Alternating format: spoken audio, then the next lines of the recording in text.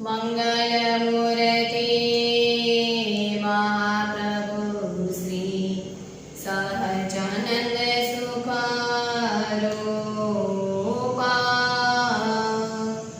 भक्ति धर्म सुत श्री हरि समरो सदा अनुपा परम कृपाळु जो तमे श्री कृष्ण शरीवादिसा प्रथम तमने प्राणमो नमो वारमवारमुसीसा नमो वारमवारमुसीसा ओम श्री स्वामीनारायणाय नमो नमः श्री पूर्ण पुरुषोत्तमाय श्री घनश्यामाय श्री सहजानंद स्वामिने नमो नमः जय स्वामिनारायण।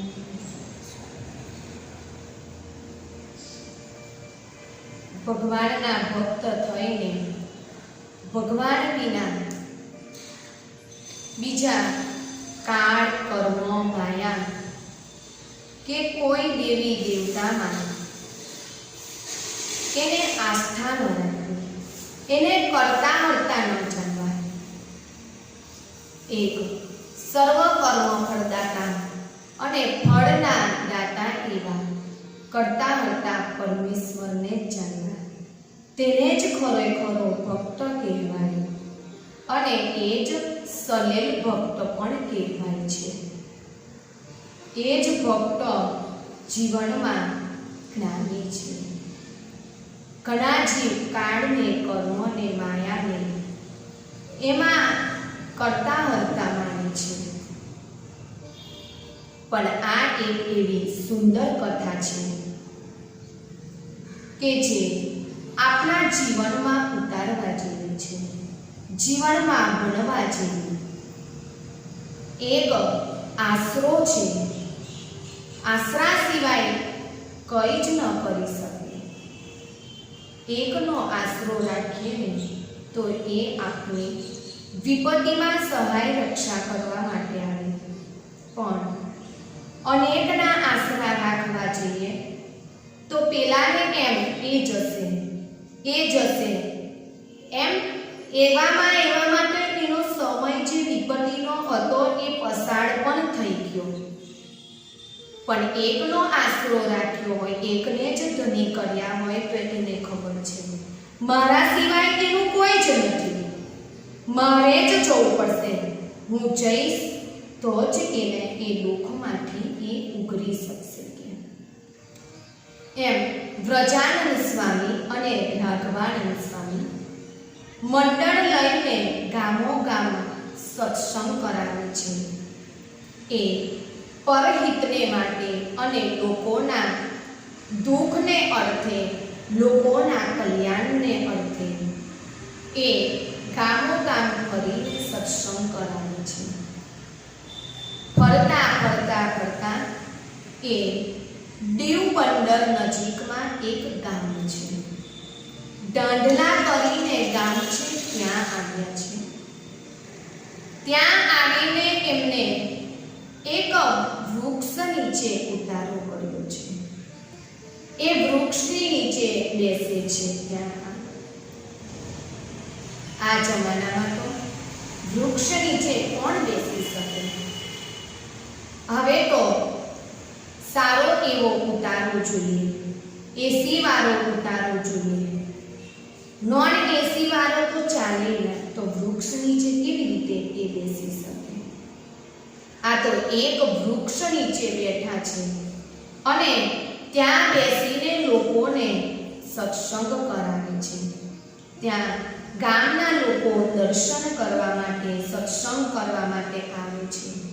તે વિચાર કરે છે કે આ કેવા સંતો છે કે નિર્માની, નિર્વ્યસની, નિસ્વાર્થી છે કે બીજા બાવાઓ તો આવે ને તો કંઈક તમાકુ, ગાંજો, ચરસ આ બધું ખાતા હોય અને આપણે જો ન આપીએ તો પાછા અહીં આગળ ધમાલ મચાવે કે પણ આ સ્વામિનારાયણના સંતો તો કેટલા શાંત છે કે અને સંતોષી જીવ છે. એને કોઈ જ વસ્તુની અપેક્ષા પણ નથી. ખાવામાં પણ ભિક્ષા માગે એમાં જે કંઈ આવે તે ખાઈ લે કે કાચું પાકું જે મળે એ એક વખત જમી લે છે કે લોકોને ગુણ આવે. જે વ્યક્તિમાં ગુણ આવે છે એ જ વ્યક્તિને આજે એને સત્સંગ કરવાનું મન થાય છે. જ્યાં સુધીને એને સંતમાં ગુણ ન દેખાય ત્યાં સુધીને એ સત્સંગમાં ના જોડાય. જ્યારે એને સત્સંગમાં ગુણ દેખાતો જાય સંતમાં તેમ તેમ એ સત્સંગમાં જોડાય. પણ પોતા જેવા જો એને માનશે ત્યાં સુધીને એ સત્સંગમાં નહીં જોડાય. જ્યાં સુધીને એનામાં અવગુણ એને દેખાશે ત્યાં સુધીને એ એની સેવામાં સત્સંગમાં નહીં જોડાય. આ લોકોને સંતો પ્રત્યે ગુણ આવવા લાગ્યો છે.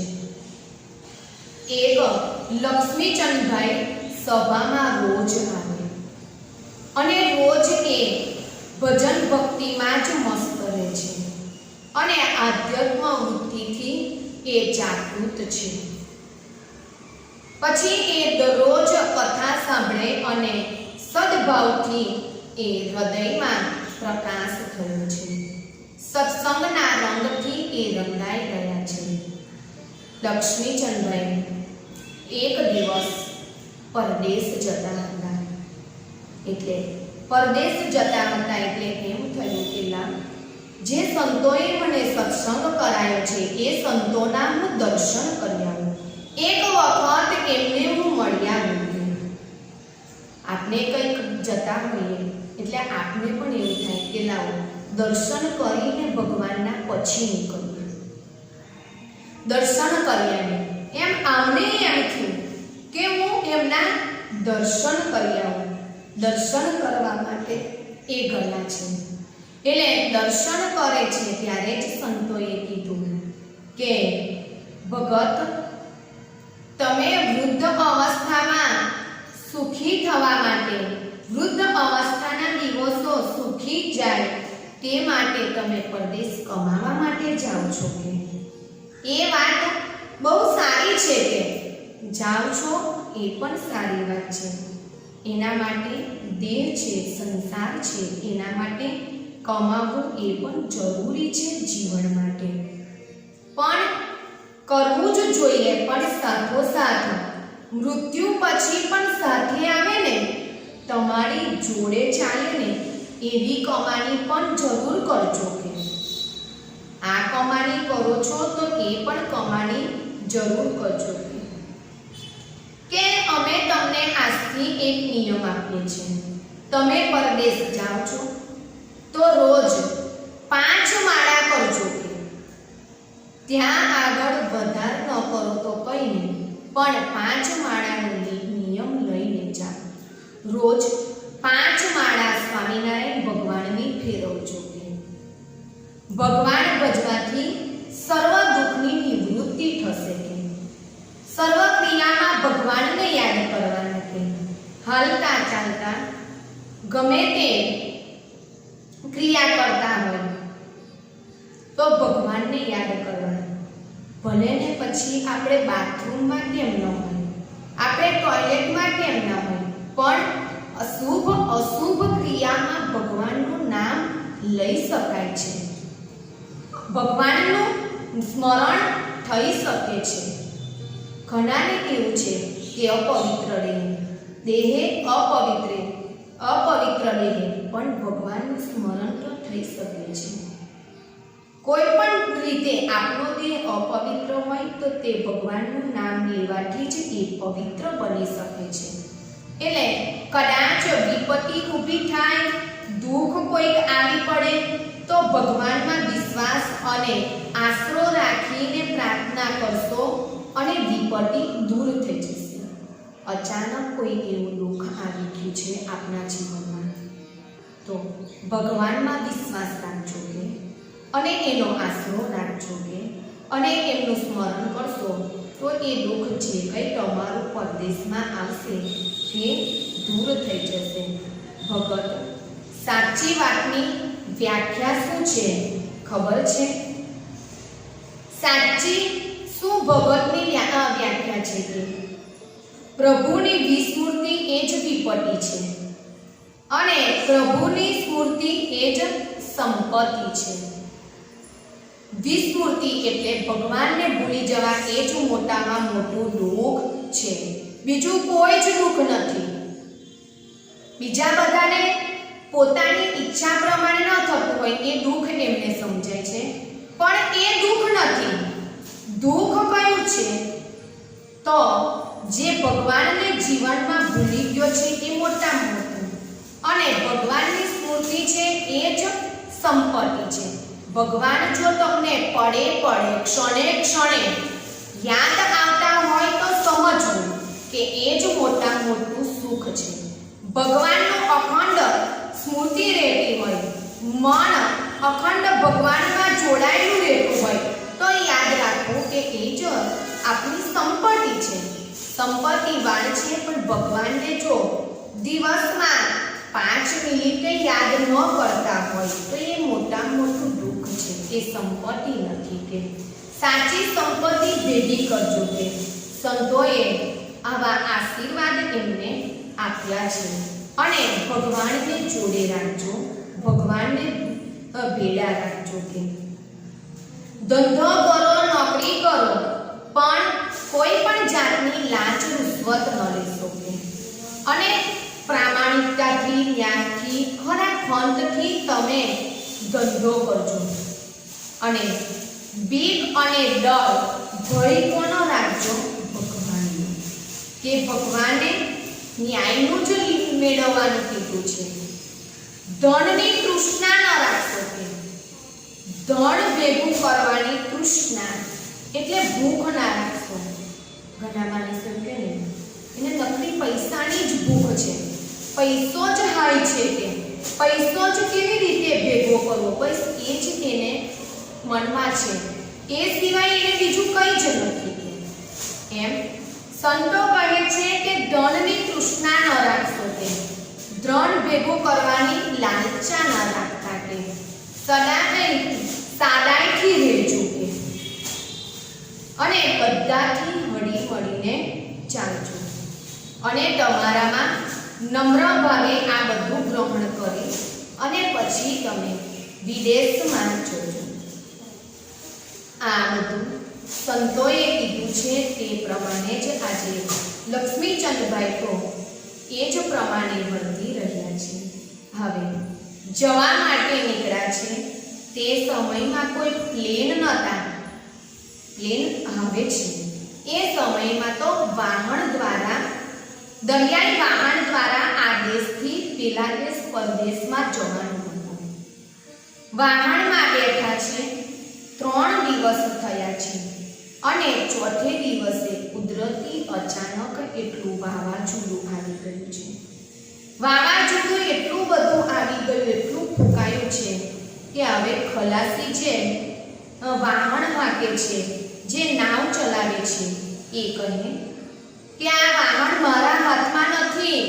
હવે પોતપોતાની રીતે પોતાના જીવ બચાવવાનો છે. કે મારાથી કંઈ જ થઈ નહીં શકે. કે આ દરિયાઈ તોફાન બહુ આવ્યું છે. કે આ તોફાનમાં કોઈ કોઈની રક્ષા સહાય કરી ન શકે. કે એવું આ કુદરતી એવી એક આફત આવી છે. કે એટલે લક્ષ્મીચંદને તો યાદ આવી ગયું કે સંતોએ કીધું હતું કે વિપત્તિના દિવસો આવે ત્યારે ભગવાનને ભૂલશો નહીં. એટલે એ તો તરત જ આંખ બંધ કરી 2 હાથ જોડી અને ભગવાનનું સ્મરણ કરવા લાગી ગયા છે. ભગવાનનો યાદ કરે છે, ભગવાનના જાપ જપવા લાગ્યા છે અને જાપ જપે છે. અને એટલી વારમાં તો જે કંઈ આજે દરિયાઈ તોફાન આવ્યું હતું તે બધું જ સમી ગયું છે, શાંત થઈ ગયું છે, ખબર પણ ના પડે. અને ભગવાને એની તો રક્ષા કરી, ખલાસીની રક્ષા કરી ને વાહનમાં જે કોઈ બેઠા હતા તેમની પણ રક્ષા થઈ છે. એટલે એ વાહનમાં એક શેઠ હતા, એટલે શેઠને પણ રક્ષા થઈ. એટલે શેઠે કહ્યું છે કે તમે અમારે ત્યાં નોકરી કરજો. કે એને તો ત્યાં જઈ અને એમના ત્યાં નોકરી કરે છે અને એ બધાને સારામાં સારી બક્ષિસ પણ આપે છે. આ સંતોના આશીર્વાદથી શું ન થાય? સંતોના આશીર્વાદથી સારામાં સારો ધંધો પણ ચાલવા લાગ્યો છે, કમાણી પણ સારી જ થવા લાગી છે. દિવસે દિવસે એને ધંધાની પ્રગતિ થાય છે, ધંધો દિવસે દિવસે આગળ વધે છે, તેટલો જ એ દિવસે દિવસે ભક્તિ પણ વધવા લાગી છે. 5 માળાના બદલે એ 50 માળા કરવા લાગ્યા છે. રોજ એ આવે 50 માળા કરે છે. તો કેમ કેમ ધંધો પણ વધુ ને વધુ આગળ ચાલવા લાગ્યો છે. હવે ધંધો વધ્યો એટલે એમને ધનની થોડી તૃષ્ણા જાગી છે. ધન કમાવા માટે હવે આ દેશમાં જ રહેવું છે, પાછું જવું જ નથી. કે એને આવા બધા વિચાર આવે છે કે પાછું હવે જવું નથી. ધાર્યા પ્રમાણે અહીંયા એથી વિશેષ સારું મળી રહે છે કે અહીંયા કરતો, અને એને ધનની તીવ્ર ઝંખના થઈ છે. એટલે ધનને એ વધારે માનવા લાગ્યો છે. માનવીની મોટામાં મોટી નબળાઈ કઈ છે? આ જ છે. જેટલો પૈસો ને ધંધો આગળ વધે તેટલો જીવનમાં એના ભગવાન ઓછા થતા જાય છે. એમ કરતા કરતા દિવસો વીતવા લાગ્યા છે. એક દિવસ લક્ષ્મીચંદભાઈ માંદા થયા છે, એટલે ખોરાક ઓછો લેવાય છે અને પેટમાં અન્ન ટકતું નથી અને દુખાવો બહુ થાય છે. શરીરમાં ખોરાક ન લેવાય એટલે નબળાઈ આવી જાય, વીકનેસ આવી જાય, અશક્તિ થઈ જાય, એટલે કામ ધંધો કરી ન શકાય. પણ છતાં પણ એ તો ધંધે ચાલ્યા જ કરે છે, એને કંઈ ગણકારતા જ નથી. માણસ ગણકારે ક્યારે આવી નબળાઈ? મંદિરે આવવાનું થાય ને ત્યારે એ વ્યક્તિ આ નબળાઈને ગણકારે, પણ ધંધો કરવાનો હોય ને ત્યારે એની નબળાઈ ના ગણકારે, વરસાદને પણ ન ગણકારે. વરસાદ પણ બહુ પડતો હોય તો પણ ધંધે ઓફિસે રેનકોટ પહેરીને જાય, પણ જાય. મંદિરે કીધું હોય તો કહેશે બહુ વરસાદ પડે છે, વરસાદમાં નોકરી ધંધો કરીએ પણ મંદિરે તો ના જ હોય. વરસાદ મંદિરે આવવામાં નડી જાય છે પણ ધંધામાં નડતો નથી. આ ભગત તો મંદિરે ધંધામાં પડી ગયા છે એટલે દુખાવો થાય છે છતાં પણ ચાલતા જ રહે છે, ચાલતા જ રહે છે. પછી દુખાવો વધતો ગયો. એમનો દુખાવો જેમ જેમ વધતો ગયો એમ કે પછી આવે નોકરી ધંધા પર જવાનું બંધ કર્યું છે અને ખાટલામાં સૂતા સૂત રહ્યા છે. આ વાતની શેઠને ખબર પડી છે એટલે શેઠ ઘરે ખબર જોવા માટે આવ્યા છે, તબિયત પૂછવા માટે આવ્યા કે તમને આટલા દિવસથી 15 દિવસથી આ દુઃખ થતું હતું પણ તમે તો કીધું જ નહીં કે આટલું બધું દુઃખ થાય છે.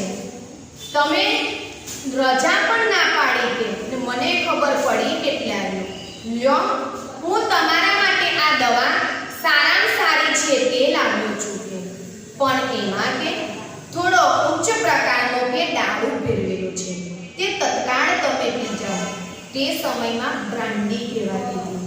એ એક પ્રકારની દવા પણ કહેવાય છે, એ એક પ્રકારનો દારૂ પણ કહેવાય છે. એટલે એને કીધું કે તમે પી જાઓ, તમને આનાથી સુખ લાગશે કે લ્યો આ દવા તમને આપું છું.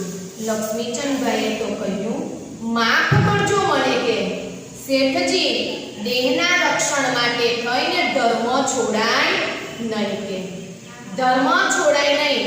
દારૂવાળી દવા, મિલાવટવાળી દવા પીવાય નહીં કે અમારાથી આવી દવાઓ પીવાય જ નહીં કે શેઠે કહ્યું, તમારી તબિયત બહુ નાજુક છે કે તમે પી લો કે દવા પીવાથી એમાં શું વાંધો છે કે વાંધો પડે તો દેહ સાજો થાય ત્યારે એને પ્રાયશ્ચિત કરી લેજો ને કે એનું પ્રાયશ્ચિત ત્યારે તે સમયે કરી લેજો, અવડે દેહ સાજો નથી તો પી લો કે લક્ષ્મીચંદે સરસ જવાબ આપ્યો છે, શેઠજી દવા રાખી જાઓ, સવારે પી જઈશ કે પછી રાતના સૂતા સૂતા વિચાર કરે છે, દેહ ભલે પડવાનો હોય તો પડી જાય, કાલે સવાર પડવાનો હોય તો હમણાં પડી જાય, પણ દવા તો પીવી જ નથી અને દારૂવાળી દવા તો પીવાય જ નથી. આ પ્રભુને કેવી વિચિત્ર માયા છે કે જુઓ તો ખરા કે હું હવે મારા કુટુંબીજનોને છૈયા છોકરાને ભેગા થઈશ કે નહીં થવું કે મારાથી હવે જવાય જ નહીં કે પરદેશ પૈસા દેશ મોકલ્યા હોત તો સારું રહે, તો પરિવારજનો વાપરી શકે કે આ પરિવારજનો કે વાપરી શકે કે પૈસાને મોકલ્યા નહીં કે હવે હું શું કરું કે રોટલા ખાવા મળતા હોત એમને કે અને આ બધું સૂતા સૂતા વિચાર કરે છે, હવે જીવનનું કરી લેવું જોઈએ કે એટલે આંખ બંધ કરી છે અને ભગવાનને યાદ કરે છે. એટલામાં તો આંખ ભરાઈ આવી છે અને દરવાજો ખટખટાવ્યો છે. ભગત દરવાજો ખોલો, ભગત દરવાજો ખોલો, પણ સાંભળે કોણ? ભગત તો ભગવાનમય બની ગયા છે અને પ્રાર્થના જ કરે છે. ફરીથી ભગવાનને સાદ કર્યો છે, તરત જ તેની મેળે દરવાજો ખુલી ગયો. ભગવાન આવે ત્યારે બંધન છૂટી જાય છે. ભગવાન આવે ત્યારે ભગવાનને કોઈનું બંધન નડતું નથી. એ તો સામાન્ય માણસને બધાનું બંધન નડે, પણ ભગવાનને કોઈ પણ પ્રકારનું એવું બંધન આડું આવતું જ નથી. તે જ છવાઈ ગયું. ભગવાનને કહ્યું, લ્યો ભગત, આ તુલસી પત્ર લાવ્યો છું અને મીઠું લાવ્યો છું, એને મસળીને મોઢામાં મૂકી દો, એને ખાઈ જાઓ, બધું જ મટી જશે. તમે ચિંતા ના કરશો, હું તમારી રક્ષા કરવા માટે આવી ગયો છું. દેશમાં અને જાઓ ને પછી સારું થઈ જાય અને જાઓ ત્યાર પછી દેશમાં જઈ અને ગઢપુર દર્શન કરવા માટે જજો કે આટલું કહીને ભગવાન તો અંતર ધ્યાન થઈ ગયા છે અને પછી તુલસીને એ બધું ખાધું છે અને તરત જ સાજું થઈ ગયું. સારું થયું કે તરત જ એ તો દેશ આવવા માટે નીકળી ગયા છે. વાહણમાં બેસીને આવી ગયા અને ગઢપુર દર્શન કરવાનો નિયમ લીધો છે અને ભગવાનને અર્થે 10મો ભાગ અર્પણ કરવાનો એમને નિયમ લીધો છે. પછી જ હું અન્ન જળ મારા મોઢામાં મૂકીશ કે પછી જ હું જમીશ કે શેઠ તો આજે ગામમાં આવ્યા છે અને ગામથી 100 ગૌ છે તે ગઢપુર છે, છતાં પણ ભગવાનને અર્પણ કર્યા વગર મોઢામાં અન્ન કે જળ એમને મૂક્યું નહીં. શ્રીજી મહારાજ પાસે પહોંચ્યા. મહારાજના નિરખીને એમને દર્શન કર્યા છે, ભગવાનના દર્શન કર્યા અને થોડે જ દિવસમાં ત્યાં સત્સંગનો લાભ પણ લીધો. થોડો દિવસ એમને સત્સંગનો લાભ પણ લીધો, પછી ઘેર આવ્યા. જિંદગી ભર એમને આ જીવન સફળ કર્યું. જિંદગીભર એમને સક્ષમ કર્યું અને જીવન એમનું સફળ અને ધન્ય બની ગયું છે. સાચા સંત મળ્યા તો એના જીવનું કામ થઈ ગયું. સંત મળશે તો જ જીવનું કામ થશે. સંત જીવનમાં નહીં મળે તેને એના જીવનું કામ પણ નહીં થઈ શકે. સદગુરુ કહે છે, આવી જ રીતે ભગવાનનો વિશ્વાસ રાખજો અને આશરો પરિપક્વ ભગવાનનો તમે રાખજો. કે બાકી જંત્ર મંત્ર ક્યાંય આસ્થા રાખવી નહીં. કે એક હૃદયમાં જ રાખવા જેવા એક કોણ છે? ભગવાન જ છે. અખંડ ભગવાનને યાદ કર્યા કરજો. ઝાડને જેમ પાણીની જરૂર છે, શરીરને ખોરાકની જરૂર છે, તેમ જીવને આપણા જીવને ભક્તિની જરૂર છે. પાણી વિના ઝાડ સુકાઈ જશે, અન્ન વિના શરીર નબળું પડી જશે. એમ ભક્તિ વિનાનો જીવાત્મા પણ આજે નબળો પડી જશે. ભક્તિ કરશો તો જ સુષુપ્તિ જાગૃતિ આજે જીવમાં આવશે. શેષ કથાને આપણે આવતીકાલે શ્રવણ કરીશું. સહજાનંદ સ્વામી મહારાજની જય. શ્રી કૃષ્ણ બળદેવ.